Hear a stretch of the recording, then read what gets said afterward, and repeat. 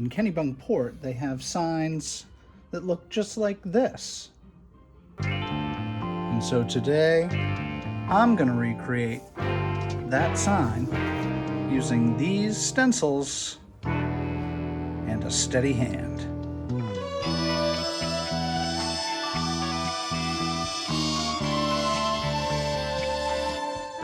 Hi, welcome back to the Deliberate Mainer channel. I'm Jeff, and today we're on a field trip in Kennebunkport, and we're looking at historical signs. I've been asked to recreate a sign that looked much like this one here, and in order to do that, I need to take measurements of at least one of the signs, get permission first, of course, from the homeowner, of which this is not one, and we'll go from there. So let's get to it. So the signs look like that. Oh, we have another one hidden in the bushes over here. So I'm taking all the measurements. John, the homeowner, is lovely and is showing me his new finials, which are gorgeous. That is awesome. Well, in order to do this, I need to make stencils. And to make stencils, I pulled up this high-tech program called Microsoft Word and typed in the 1806 on the sign I took measurements from into Word. And with all I have 1,500 fonts on my system, and the one that came closest was the Century School Book. So that 1806 looks pretty close to this hand-painted 1806, so we're going to go with it as the font to use to recreate this sign.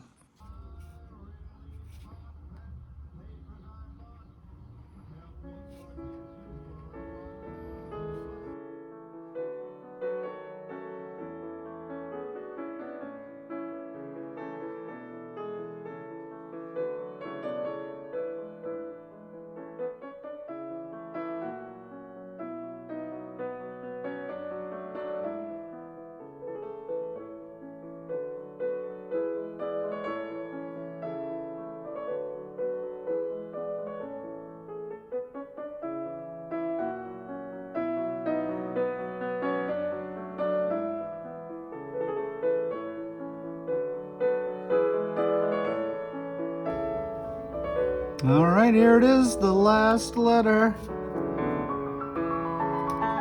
Come on, baby.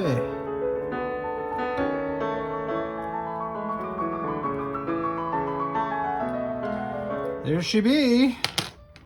So let's lay it out how it would be staged here.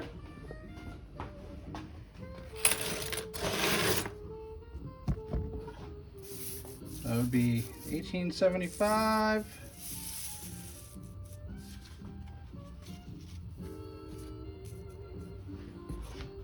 All right. That's more offset like that. Okay. Stencil's made. Now we got to make the actual sign itself.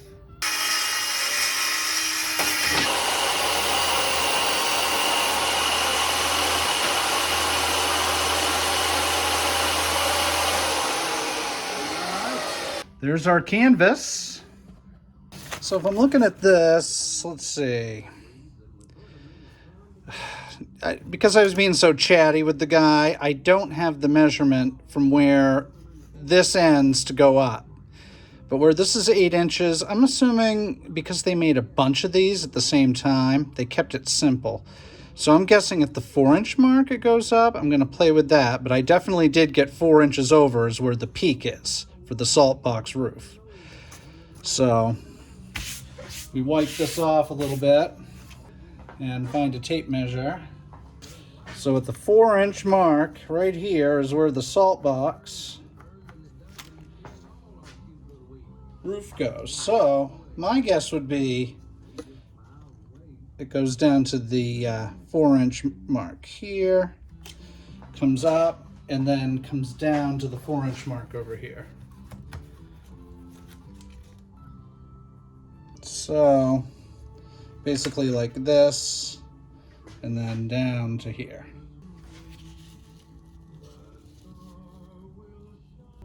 I'll just put these on here just to get an idea for how this might look.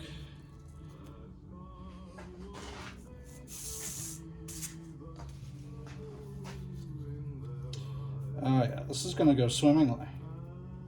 So that's the long, so it's not enough room for 1875. And there's the short. Let's take these down. This guy has to come down a little bit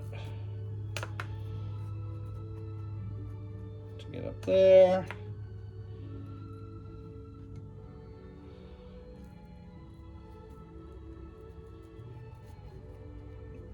There we go. That's almost perfect. I think that's gonna work. So let me cut the salt box roof out first anyway. There's some detail down in here that I have to go after, but this will also give me a chance to press pause and check the picture. Boom. So there's detail in here. 3/4 of an inch of this is basically, it comes down and sort of has a soffit, basically. So if I remember correctly, it comes in 3/4 of an inch. And I would guess that the relief part is 3/4 of an inch. So we'll go down here, another 3/4 at this corner. So, in theory, should be able to come in here, 3/4 of an inch. So we'll just go ahead and mark that. And we'll come up here and mark this. And we'll just mark it 3/4 in a couple spots. Okay, there's that. Then same thing on the other side. I'm gonna just take, I think I'll take this to do the rounding over.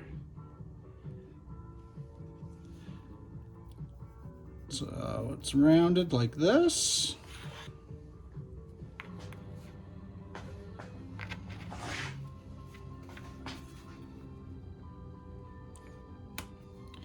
It's rounded right in here. Believe it's rounded. You know what, actually? I'm gonna go like this.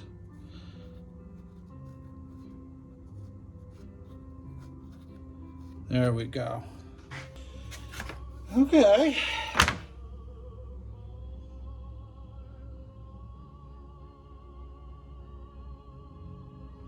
I think I'm gonna go with it. I'll check the picture just to make sure, because these nubs do seem big. All right, those nubs are way too big. So I'm just gonna hand draw them. Why not just hand draw it? Color that in so I know where I'm cutting. I think I'm just gonna take it to a saw, my bandsaw, and just take little pieces off at a time. Because looking at the picture just kind of made it look like it was hand cut. You know, they just winged it. So, you know, they were blasting them out. Probably they had one template. They just set it on the wood and hand cut it. So let's give that a go. This was one of my favorite tools when I was growing up, was the bandsaw. And had one similar to this.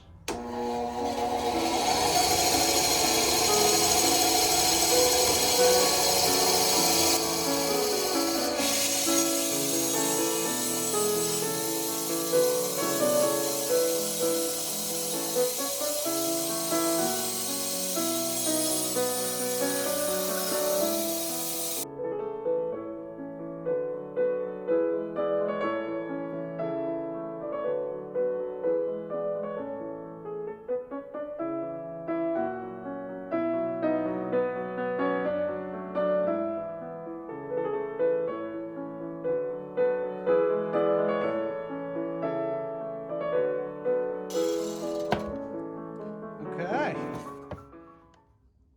That is pretty damn close. We'll just sand it up a little bit, smooth it out. We should be good to go. Here, we'll put the sign on it now and see how she's looking. Okay. Looking good, looking good. All right, let's keep going. Let me figure out how I'm gonna lay these letters out. We'll use the creme de la creme of paints. Good old Aura exterior. Oh, she's thick. It's first open this year. So the main reason for painting anything AZEK is these edges, if you don't paint them, will turn black because they're porous and the dirt just gets right in there and does not look great. So you've got to paint AZEK. I guess you don't have to, but if you want it to look good long term, I definitely recommend it.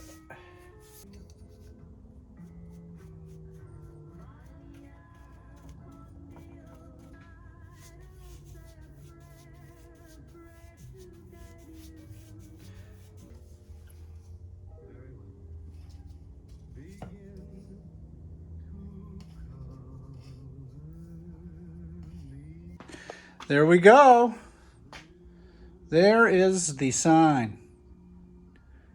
We'll just let that dry. Let's see what my letter paint situation looks like. I think I've only got blue.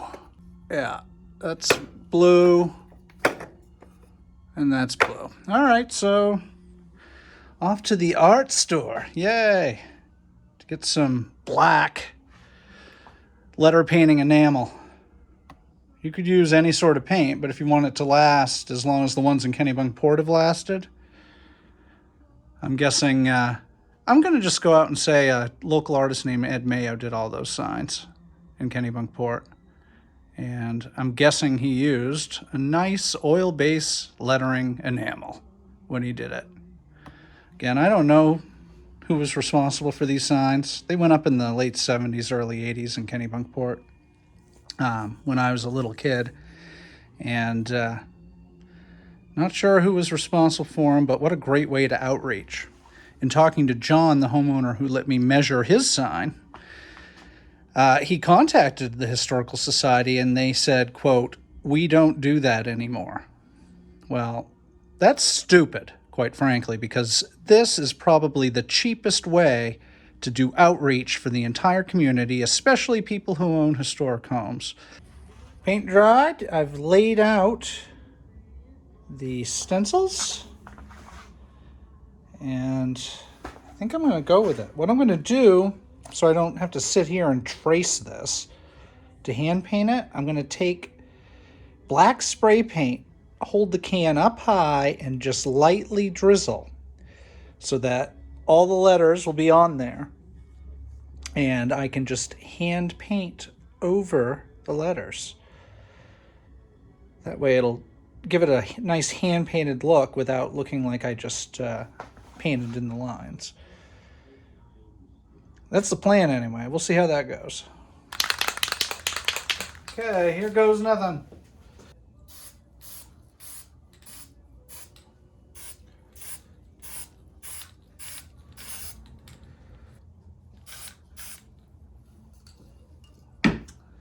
And we'll take it off and see what we're looking like now. All right, so that is the initial before I go over it with a brush and lettering enamel to get that sign where it needs to be. But as you can see, there's overspray up here, so I'm going to just take a paintbrush and do that, but pretty damn close, folks. So let me just break back open the white paint, and I'll just go over that with a light brushing, so we're starting fresh.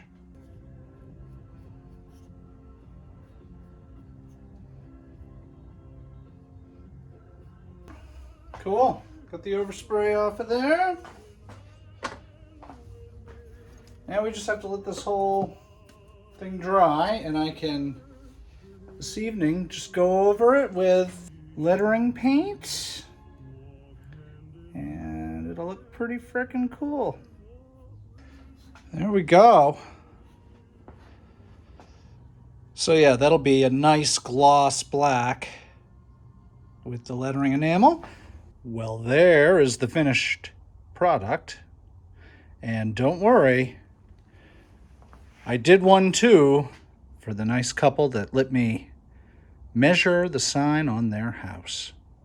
Because that one was in some pretty tough shape, and they said they were having trouble finding a sign painter to make them a new one. And I didn't want some unrealistic looking sign, so what better than a hand painted one? And here's where the sign ended up. Oddly enough, right back at the summer house from the last video, where I also ended up finishing the barnet, staining it and all. So that's making a historical sign that is a replica of the ones in Kennebunkport. And I hope you enjoyed the video, and I'll catch you on the next one.